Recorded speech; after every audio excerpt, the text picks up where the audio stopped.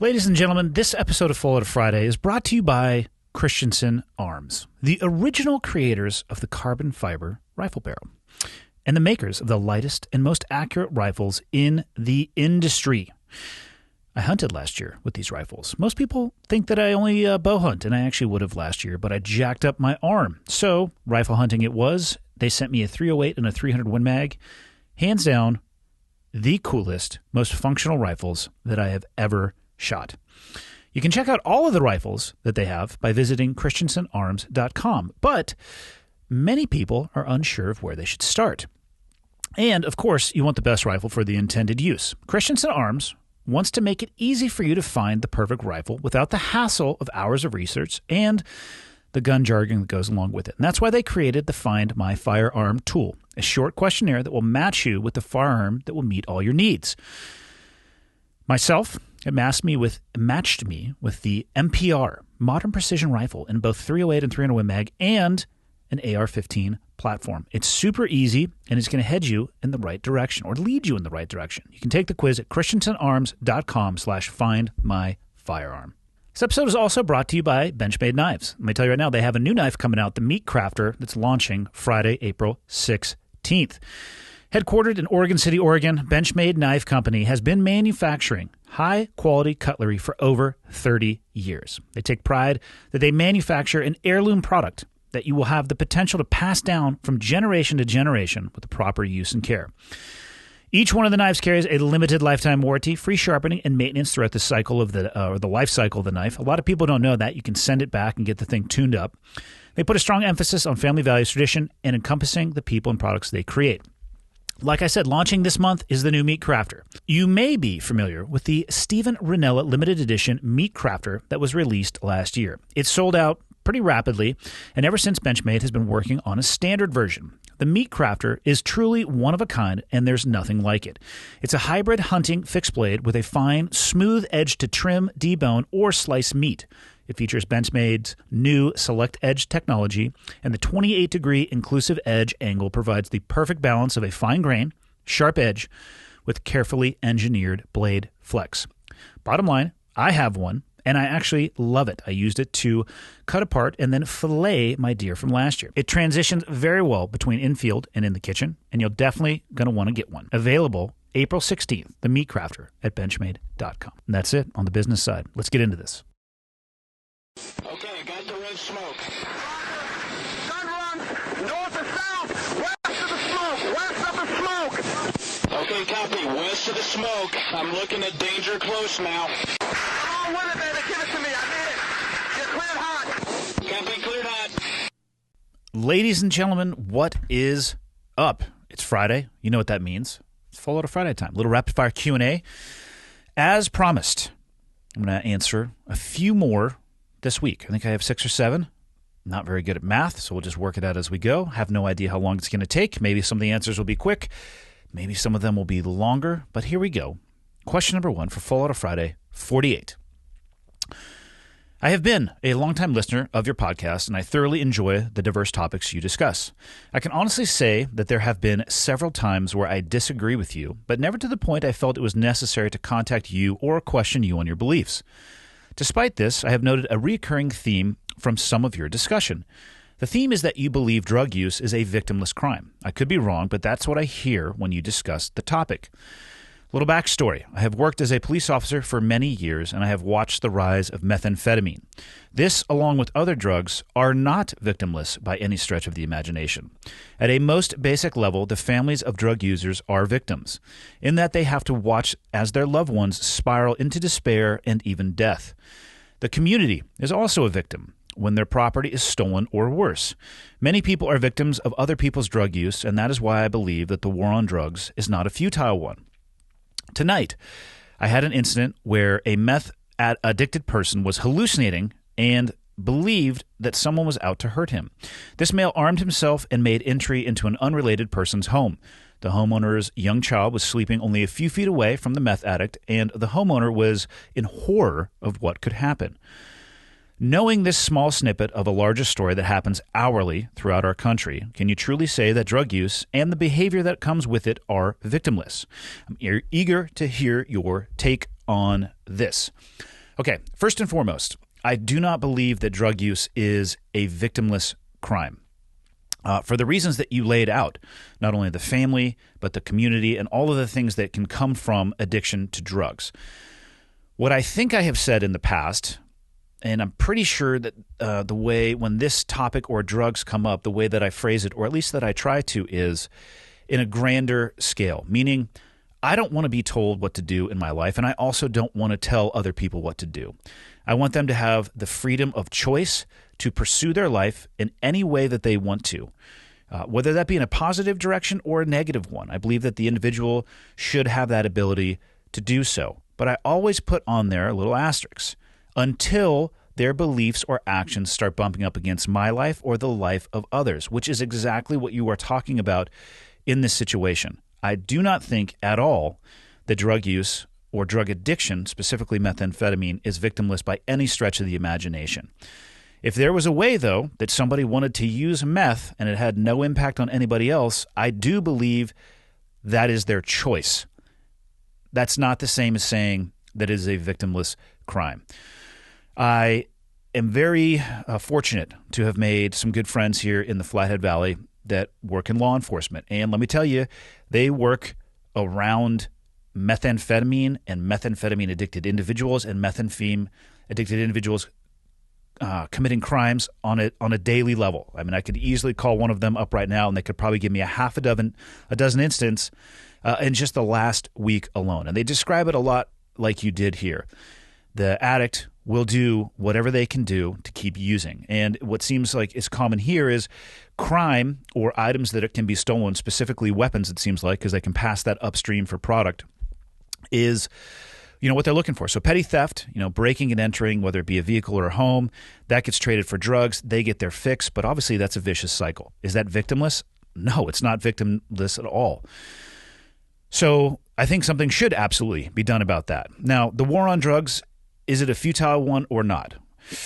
I would like, and I don't have the best stats on this. I actually don't have any stats on this, but I would love to sit down and have a conversation with somebody about the billions of dollars that have been spent on the war on drugs from when the war on drugs, when it was officially started, which I actually don't even know when that was, to today. I would like to get numbers on drug use in the United States. Has it decreased? Has it increased? Has it stayed flatline? What has the impact on this war on drugs actually had? My suspicion is that it has had little to no impact after those maybe even hundreds of billions of dollars have been spent. So perhaps the current approach we're taking is futile, but that doesn't mean, in my opinion at least, that we shouldn't have some type of approach. And again, I'm not somebody who is steeped in this culture, but I don't necessarily think that filling jails with people who are addicted to drugs is the solution to addiction. In my experience, in the limited conversations that I have had with people, it's more a matter when they get put into that environment. The reason that they're not using is because they don't have access to it. And very rapidly, if not the same day or the same hour when they're released from jail or prison, they are relapsing back into their old behavior. Now, that's not to say that therapy and addiction centers are going to have a better rate when it comes to keeping people off of those substances, but I think it might be a better approach.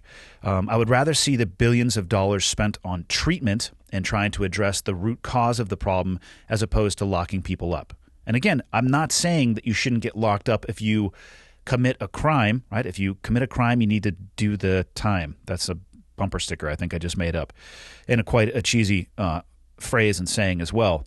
So that absolutely has to exist, but maybe a multi-layered approach to this, a better utilization of that money, maybe coming back and taking a look at how it's being spent would get us closer to our goal than where we are right now. I talked to the law enforcement in the Valley, right? We're still on the war on drugs. Is anything changing? Their answer to me is no. I talked to the friends that I have in larger cities when it comes to how they're trying to combat drug use or drug sales. Is it making a difference? Are they really decreasing people's ability and access to get these drugs? No, it is not. So my understanding of the definition of insanity is repeating the same behavior but expecting a different outcome. And it sounds to me like somebody, or from somebody who doesn't live in this world, that perhaps we need to readdress our approach, because we seem to be doing the same things and the result is the same. So what else? Again, I don't think it's a victimless crime. I don't know if it's even possible, though, to be a drug addict and not have it affect other people. My overall point when I talk about things like this is that people need to have individual accountability and responsibility. I want them to have the freedom to make choices in their life, both good and bad. But when it pushes against me or other people and spills over into their life, that's a point in time where I think it has gone too far. But certainly not victimless. And also, thank you for what you do. I think the police right now are under a huge level of scrutiny, and they're being told by a lot of people. Actually, they're being told by a very, very loud minority of people that they are not appreciated and they're not doing a good job. And all I can tell you is the people that I know couldn't be more thankful of what you do. So keep your head on a swivel out there, and thanks for what you do. Question number 2. Do I really need to see a therapist? Of course, I'm going to read this email.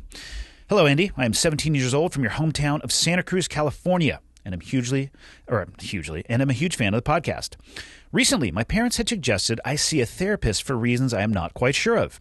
I am a very positive and mentally strong person. I work out every day and use many tools to keep myself happy and healthy. After the first meeting I had, I liked the therapist, but I still felt a sense that I did not need this, and my parents still tell me I need to keep going. You are the reason I have been able to strip away all of the stigma associated with seeing a therapist, and my question is really, what should I do? Because there are no direct problems for me to see the therapist about, and I feel as if I don't have enough things wrong to need it. Look forward to hearing your thoughts. Thanks for everything you do, and all the laughs and the great thoughts. Well, I'm not sure all of my thoughts are great, but I do have a few on this. First off, I would go and talk to your parents. If you're not sure why they want you to go see a therapist, that is the first place I would go. I would sit them down and say, hey, Mom and Dad, I appreciate your thoughts and input on something like this, but if you want me to invest, because right now it's not really making sense to me, can you give me a little bit more knowledge or insight into why you think I need to see a therapist? Now, to jump to the end of your email, stripping away the stigma associated with seeing a therapist. I cannot tell you enough how much it means to me that listening to me talk about my own journey through therapy changed the way that you have thought about this, because you're not the only person that has sent me a message like this, and I didn't realize, probably because I wasn't paying attention, if I'm being honest, how much of a stigma there is associated with it. So this reinforces to me that I'm never going to shut up about the value of sitting down and talking to somebody. For myself, the way I view myself, I actually also don't think that there are things wrong with me. I don't use those terms when I'm talking about therapy or when I think about therapy when it comes to myself. I would use an analogy more of doing an oil change for a car as opposed to waiting for a catastrophic wreck and then needing a tow truck to take you to a repair facility. A lot of people, I think, wait until that car wreck, and then you're rebuilding from scratch or really trying to force things back into place. Whereas with your vehicle, you're 17, you may not own a vehicle yet, there's a service interval on your vehicle. And it doesn't have anything necessarily to do with the catastrophic failure of the vehicle itself. It's preventative maintenance. You go in there, they pop the hood and they look around and they check to see if there are any indications of things that may be going wrong now or potentially wrong in the future. And at the end of the day, what it really does is it reduces the cost of ownership of the vehicle, because it's better to replace your brake pads before your brakes fail and you end up on the back of that tow truck. And that's the way that I look at therapy. I talked to my therapist on Wednesdays. I had my call yesterday morning at 8 o'clock, and I spent almost no time talking about me. Generally, we'll kick around what's going on in our week when we open up with, and then I spent the time talking about other people, specifically my kids, because I'm really working on trying to improve my relationship with my kids. I have a 17 and 15-year-old and 12-year-old, and they're on a different journey in life. And I remember being that age, but they're growing up in a world that is different than the one that I grew up in. So I don't spend the time necessarily saying, hey, this is what's bothering me. This is what I'm trying to work my way through, even though I will do that if that's the case. But I also use a therapist as an objective third-party sounding board. This is what my kids are going through. Do you have any suggestions when it comes to communication?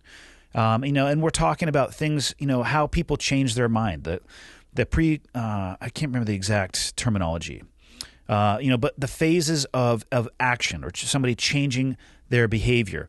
And we're talking about, is my son, is he just listening, or is he engaging in conversation on this certain topic? Is he seeking me out on this certain topic? And then is he taking action on that topic? And these are things that I'm not an expert in, but understanding that framework has really helped me when it comes to how I want to set an example and engage with all three of my kids, which, by the way, all three of them, I need a different strategy. So that's an example of something that I will use a therapist to work on or work through.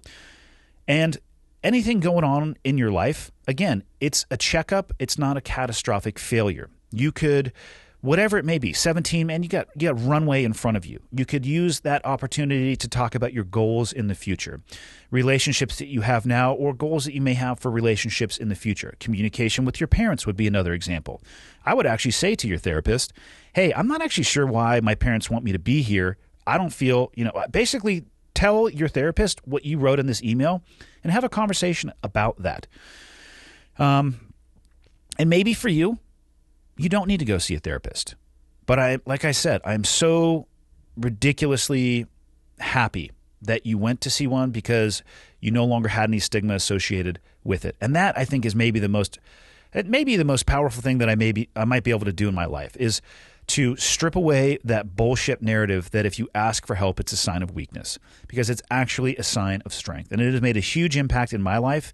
And just in my small social circle, a week ago, I was talking with somebody who started seeing a therapist, and the benefit that individual has found in their personal and professional life has been huge. And I don't know what else I can necessarily say about that. So talk to your parents first and foremost, though, and try to get some insight into why they wanted you to go in the first place. And consider going and using it as your checkup and a way to avoid that catastrophic failure. Question 3. Hello, Andy. I'm a 21-year-old Navy recruit training to pass my PST for an SO contract currently. Let me break that down into English. PST, Physical Screening Test. So they're getting ready to go into the Navy, and you have this physical requirements, and they're looking for an SO contract, Special Operations, or actually, I think that's what it is. They made SO. It's the rating, basically a SEAL contract. My question isn't about me and my path. It's about my sister's. She's 16, and all she cares about is partying and doing drugs, the extent of which I did not know how severe until just this week. I always thought that she was just smoking weed until my mother went through her phone and found a picture of her smoking what looked more like heroin. My parents don't know what to do, and it's causing a rift in their own marriage. And personally, I don't know how to help her because I was the polar opposite, goody two-shoes child growing up. I don't know that rehab would even help her because we've grown up in a rather atheist household. And as far as I know, most rehabs, if not all, are Christian faith-based. Any help and advice you could offer would be much appreciated. Damn. Okay, so this sucks. I'm just going to work this backwards. I am not an expert in rehabilitation facilities or programs at all, but it is my understanding that they are not all, or even the majority, Christian faith-based. And again, I say that as somebody who has never attended one of these, but in talking with people who have, I do know a few people in my life who have gone through a rehabilitation process. I can think of one who was religious before, and I think it strengthened their thoughts and their personal journey in religion. And the other two that I can think of specifically went in with no religious, I'm sure they would describe themselves as an atheist as well.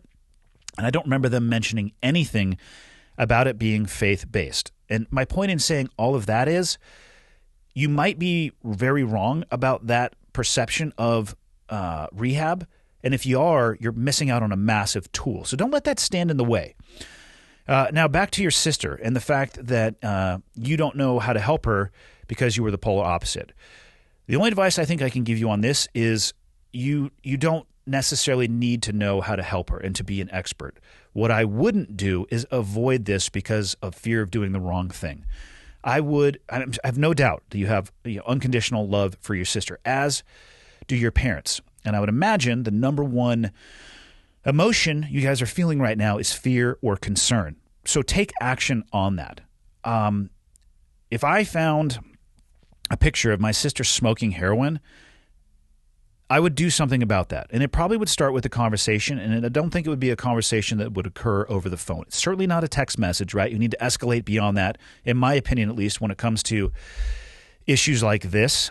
And I would do everything you can to wrap your arms around your sister, literally, metaphorically, and understand what is going on in her life.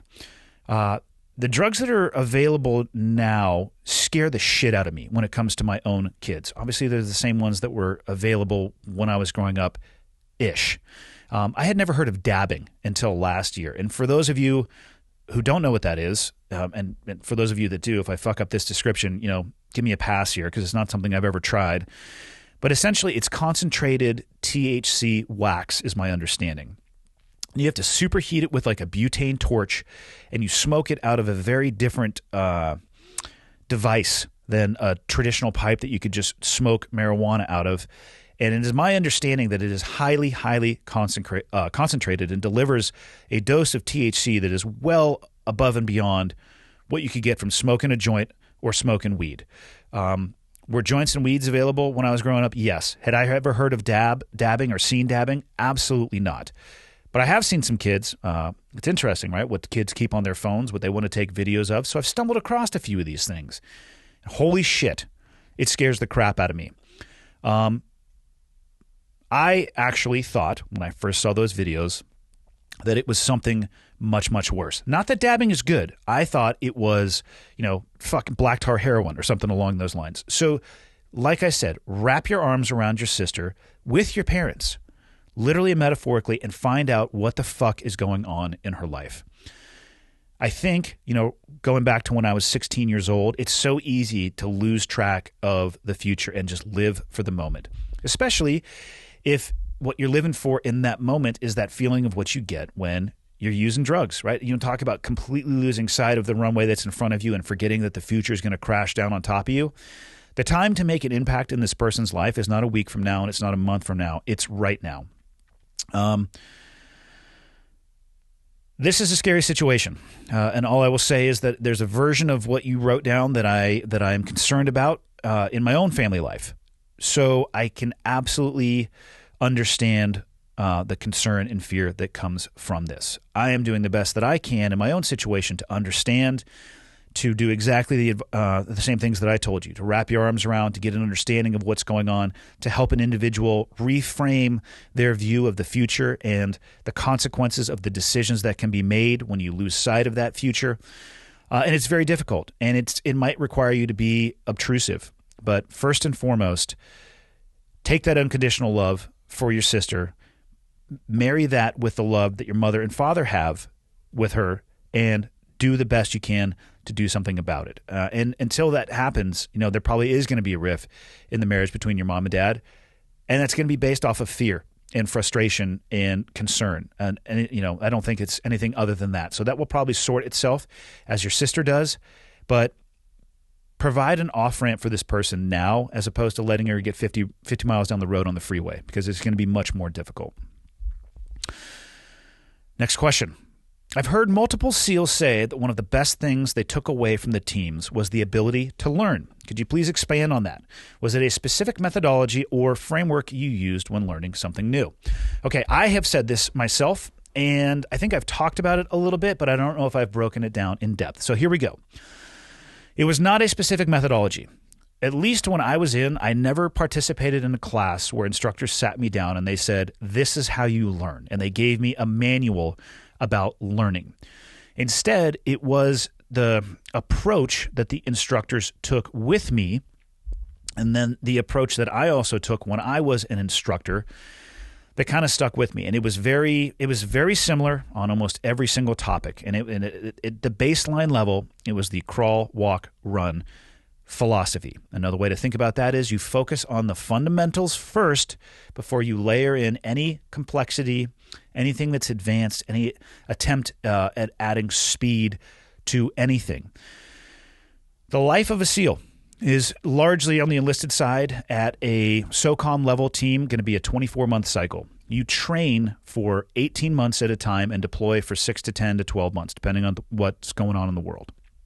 Those training blocks, that 18 months is broken up into 1-week blocks, 2-week blocks, 4-week blocks of you'll go from 2 weeks of skydiving to a week of vehicle mobility, then 2 weeks of cold weather training, and then 4 weeks out in the desert where you're shooting and doing land navigation. And then you're going to integrate with a helicopter squadron and do rappelling and fast roping. And then you're just going to go and do closed circuit scuba diving for 2 weeks in the San Diego Bay, assuming you're on the West Coast. The point being, you go from topic to topic to topic to topic. And there are people in that 18-month cycle that are on their 8th cycle, and there are people who are on their 1st. When I say that, because there is a huge difference in experience level in those individuals. And you have to train to the lowest common denominator, because it is true. A team is only as strong as its weakest link, and experience can often be that weak link.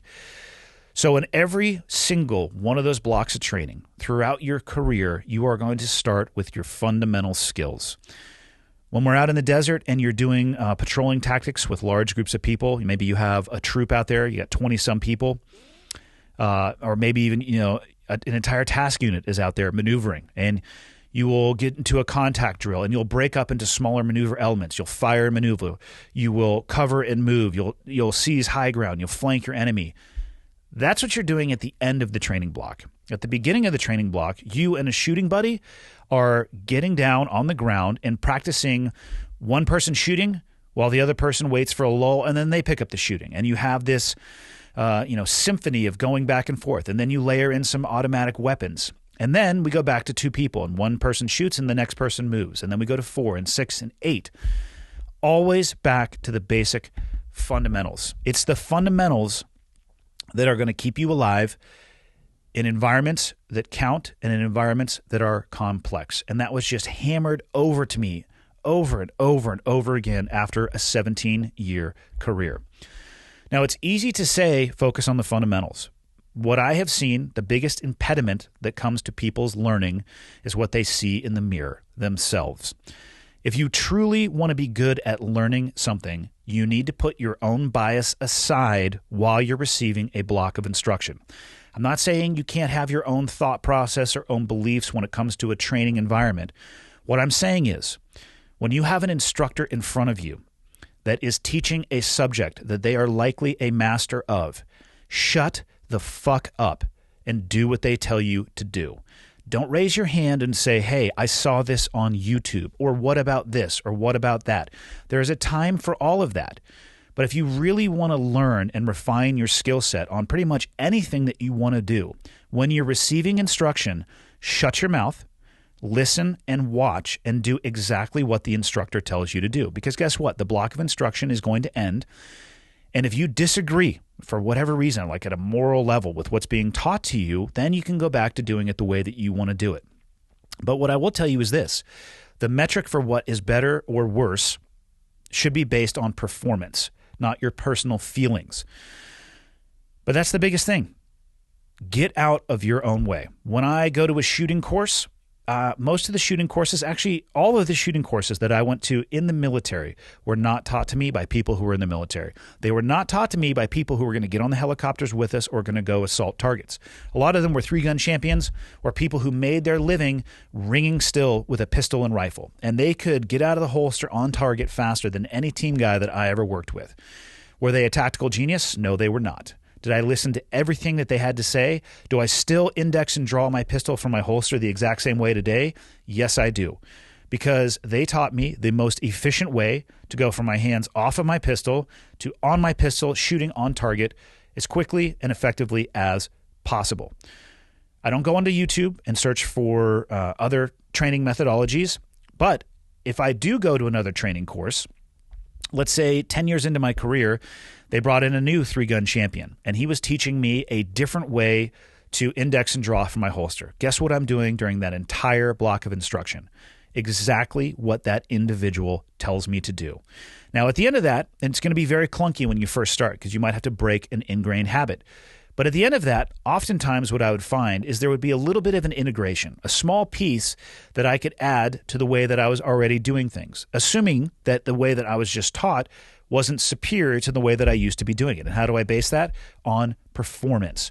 There's something to be learned from almost everybody, as long as you're willing to listen and hear and absorb that information. So that is the best explanation I can give you on how and probably why people who come from that background, where it's a constantly new, shifting evolution that requires knowledge and experience, that's why they are better at picking things up, because you can really compartmentalize and only focus on the task at hand, and then you apply it to the objective.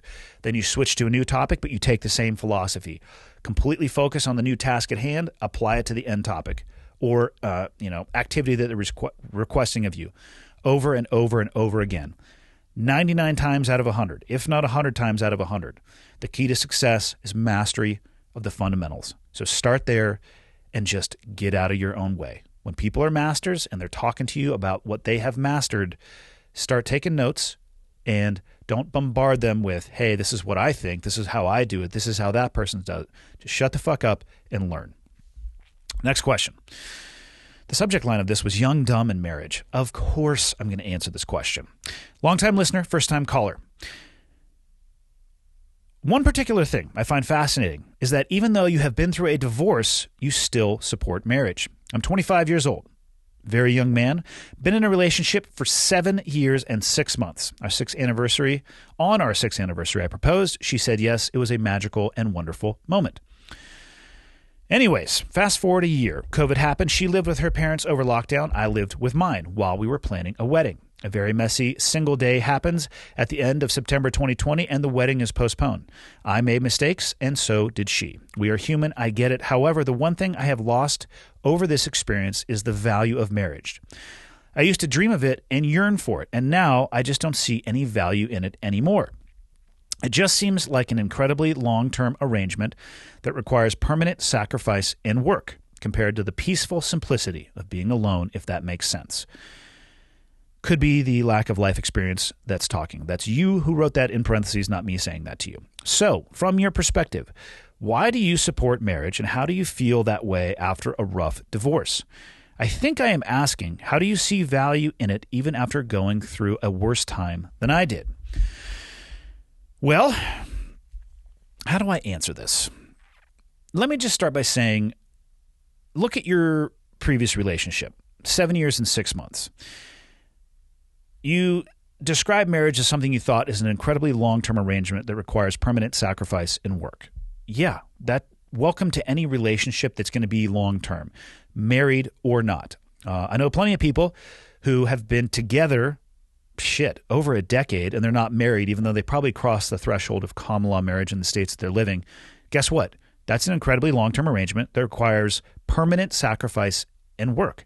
That, just FYI, maybe the long-term arrangement, that's going to depend on the duration of your relationship, but any relationship, in my opinion at least, that you're going to be involved in, that you want to be enriching and amazing, it's going to require permanent sacrifice and work. So don't think that there is an escape to that. The peaceful simplicity of being alone. I suspect you might be enjoying that because of what you just went through. The thought of what you went through and perhaps going through that again, juxtaposed to the fact right now, and I'm making an assumption here that you are single, so you are peaceful and simplicity of being by yourself. That sounds much more appealing. Totally get that. Some people, I think, do better when they're by themselves, but I don't think human beings as a species do well when we are by ourselves for a long period of time. I actually think that there are a lot of negative consequences from sheltering yourself, from pushing other people away and trying to work your way through life on your own. I just don't think that's how we are designed to be as human beings. I do understand how it could be more appealing than going through the shit show of whatever it is that you just went through. Now, all of that I just said, it didn't actually address your question. How do I support marriage even after going through a rough divorce? One of the main things that I was worried about when I made the decision to leave, I was the one who initiated the process and left the house. One of the big stumbling blocks for me mentally is that I was worried that I was going to taint my children's perspective of marriage. Because I do believe in marriage, but what is of critical importance when it comes to marriage is marrying the right person. I do not believe in marriage if you are stuck in hell. If you are creating an unhealthy environment for your kids, and if you are setting an unhealthy example for your kids if you happen to have them. In that case, I don't believe in marriage, because what exactly are you doing? You're staying together because it's a legally binding document, and it would be difficult to rip the Band-Aid off that and work your way out of it. Yeah, it sucks. That's my experience with divorce. Let me tell everybody that right now. It was fucking brutal. It was one of the worst 20 months of my life. It was devastating from an emotional perspective. There was physical, degradation that came from that just due to the fact I didn't feel motivated to do shit a lot of the times. Financially destructive. It sucks. It's brutal. And I still believe in it.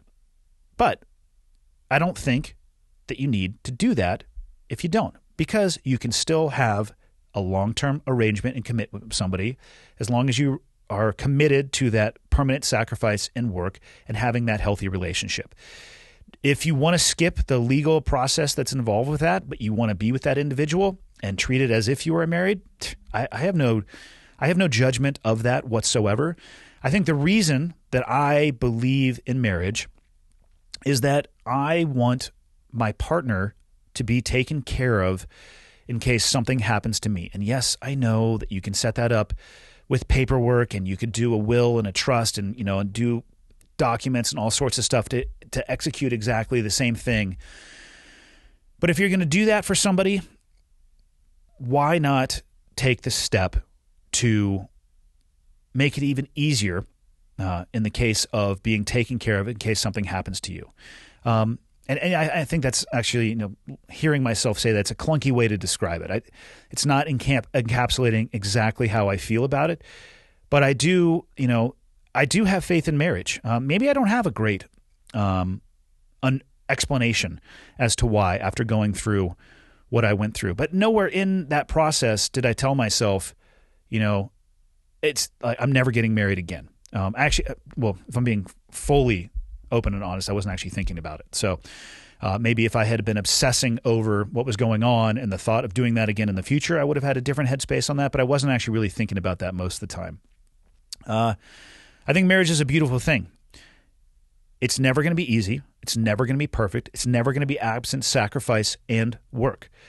But maybe it's not. Maybe that legal binding isn't what some people are looking for, and I fully support that. But for myself personally, I think it is the best way to make that commitment to that other person at a very, I don't want to say vocal, but in the open, in public, for everybody to see, and also the best way to protect them from anything that may happen that is unexpected. And I just haven't been through anything yet that has shaken my belief or foundation in that.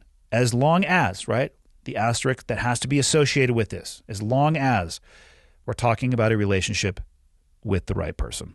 So hopefully you can find that person. And I suspect if you do, it may change your mind. 2 more questions. My question revolves around the challenges of separating from the military and establishing a new beginning on the outside. I served for 6 years in the United States Air Force and chose to separate after 1 enlistment. Since getting out, I've often found myself feeling frustrated at the general lack of discipline and accountability displayed by my coworkers and the general public. While I do enjoy the freedom that civilian life provides, I often miss the structure I experienced while on active duty. Do you have any advice on how veterans can better adjust to the civilian world while still maintaining the code of ethics that was so deeply instilled in us? I believe your podcast and others like it are helping to bridge the gap of understanding between veterans and the public, and I look forward to hearing your insight. Well, There's not a lot of difference between veterans and the public, right? We're talking about human beings. What we're actually talking about is a difference in experience and probably some context, right? You go to the boot camp, and what do they start hammering into you? Discipline, integrity, the things that you're talking about that you have found to be lacking on the outside.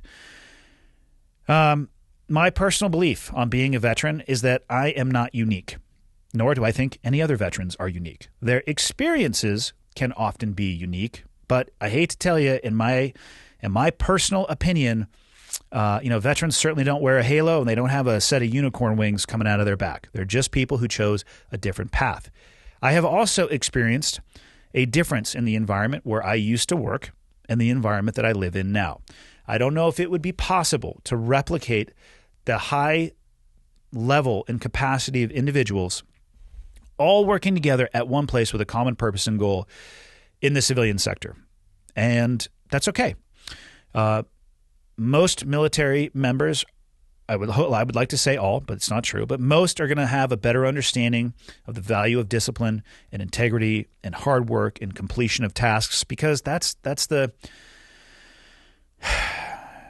equity of military service. That is the thing that is the utmost important while you are in uniform. Accomplishing your task, that integrity, that discipline that comes with that.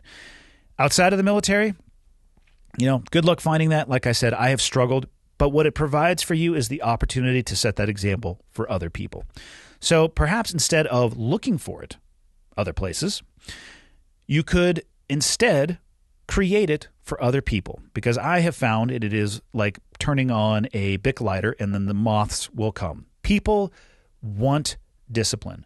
They want a better understanding of integrity. They want an example of those things. And if you provide it for them, they will come to you. Having said that, don't be a fucking drill instructor outside of, in the civilian world, all right? Lead with your example, not the constantly wearing multicam with your car wrapped in Mullen Lobby with Punisher skulls on everything you have, to include your fucking wallet, keychain, your hat, your coffee mug. Like, take it easy with that. You can have a couple flare pieces if you want to, but maybe don't. Like, definitely don't, but maybe. And just set that example. And again, the best thing that you can do is not what comes out of your mouth. It's just how you conduct yourself. If you see people struggling, step in and mentor them. If you see people who don't know what to do, step in and mentor them and provide for them that foundation that was provided to you and me and many other people that wore a military uniform for a living. And the last thing I will say is, don't judge the people that you meet by their lack of ethos or their lack of the ethos that you came to know and love in the military. Like I said, military members are not unique. Their experiences are unique. And that hammering home of that ethos is very unique. If you are expecting everybody to have that around you, you are going to be wholly unsatisfied for the vast majority of your life. Don't judge people by that, because they didn't get exposure to it. Some of the most amazing people that I have ever met are people who have never worn a uniform for a single day. They don't have the same ethos that I came from in the SEAL teams. They have aspects of it and an essence of it, but it is very, very different, and I appreciate them for that. So don't push people out of your life because they don't share that ethos. Perhaps, like I said, you could step in and you could teach them that ethos, and you might be surprised with how readily and rapidly they adopt it. Last question about leadership.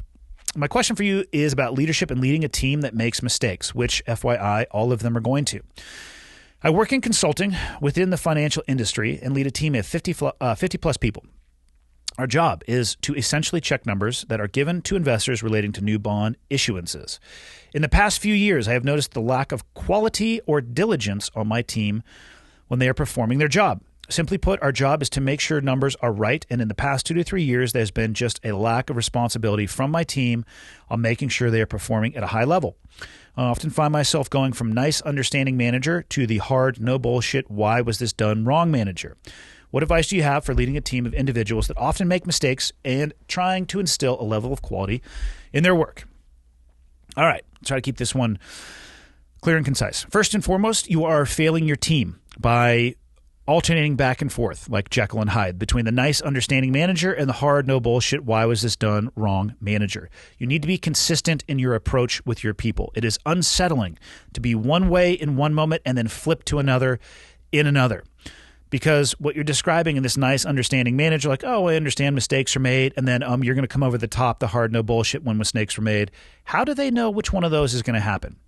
What you need to do is you need to present to them the standard that is going to be held and then hold them accountable to that standard.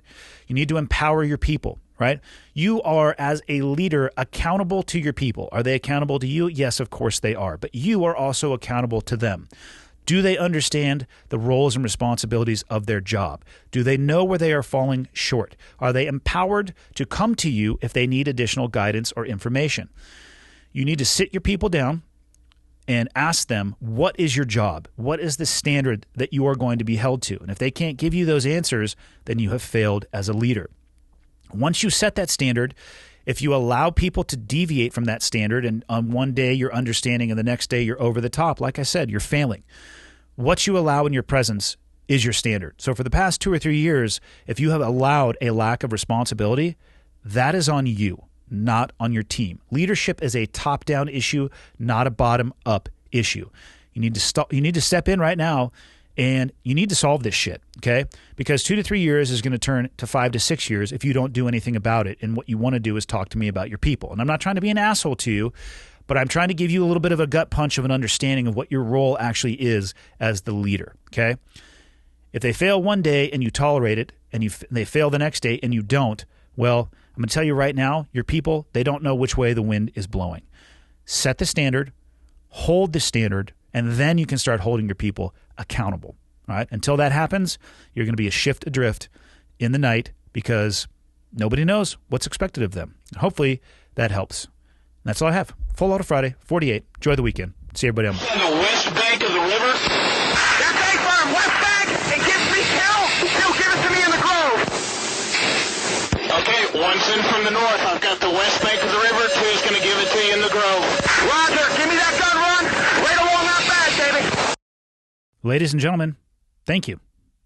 Thanks for taking the time to tune in, whether you're listening on an audio-only platform or you're watching on YouTube. I appreciate that you take the time every week to tune in.